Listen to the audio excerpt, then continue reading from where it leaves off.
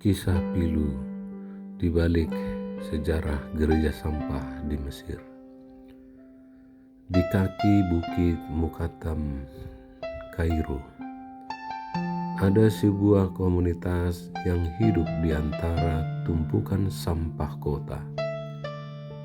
Mereka dikenal sebagai Jabbalen, para pengumpul dan pengelola sampah.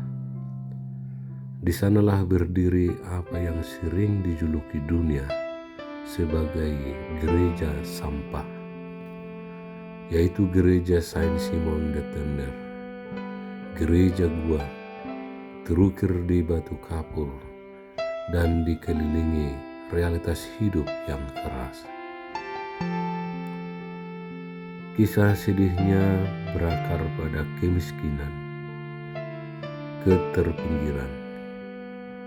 Selama puluhan tahun, para Jabbalen, kebanyakan mereka adalah umat Kristen Koptik, mengambil peran yang tak diinginkan siapapun, yaitu mengangkut sampah dan memilah-milah sampah di kota Kairo.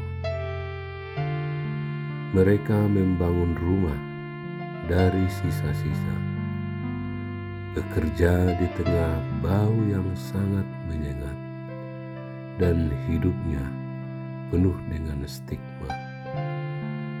Anak-anak mereka tumbuh di lingkungan yang oleh banyak orang dianggap tak layak, padahal merekalah yang menjaga kotanya tetap bersih.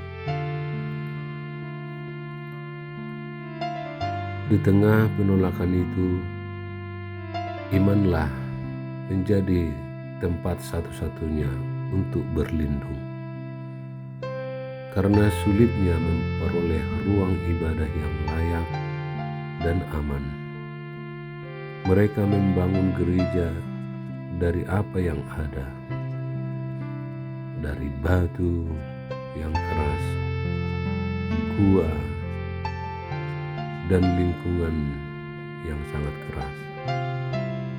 Gereja Saint Simon bukan monumen kemewahan.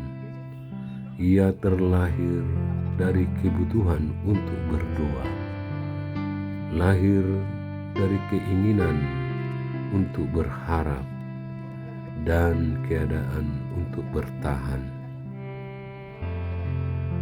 Bangku-bangku sederhana, dinding dari batu, dan udara panas, itulah yang menjadi saksi nyanyian pujian yang sering bercampur dengan debu. Ironi terbesarnya adalah mereka yang dianggap kotor, justru merekalah yang merawat kota, sementara orang yang dianggap bersih kerap menutup mata. Gereja ini kerap disalahpahami sebagai objek wisata eksotik, gereja yang unik sekaligus aneh, tanpa melihat luka sosial di balik mereka. Diskriminasi, akses pendidikan yang terbatas, dan kesehatan yang rapuh. Namun di balik kesedihan itu, ada martabat yang teguh. Para Jabbalen dikenal sangat efisien dalam mendaur ulang, menjaga solidaritas keluarga, dan berhasil memelihara iman yang hidup. Gereja gua menjadi pusat pengharapan, tempat anak-anak belajar bernyanyi, tempat keluarga untuk berdoa, dan tempat komunitas menemukan makna di tengah yang dibuang. Kisah gereja sampah di Mesir bukan sekedar tentang bangunan di antara limbah. Ia adalah cermin dunia, tentang siapa yang kita singkirkan dan di mana kita bersedia menemukan Tuhan. Sebab seringkali yang paling dekat dengan salib justru yang paling setia berharap. Percayalah, firman Tuhan berkata, jika ada imanmu sebesar biji sesame, engkau akan bisa memindahkan gunung.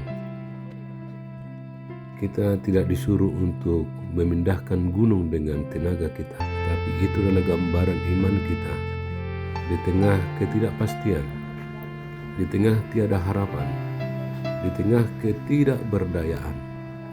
Iman adalah satu-satunya kekuatan kita untuk senantiasa melihat kebesaran Tuhan, melihat kemenangan dalam perjuangan hidup kita.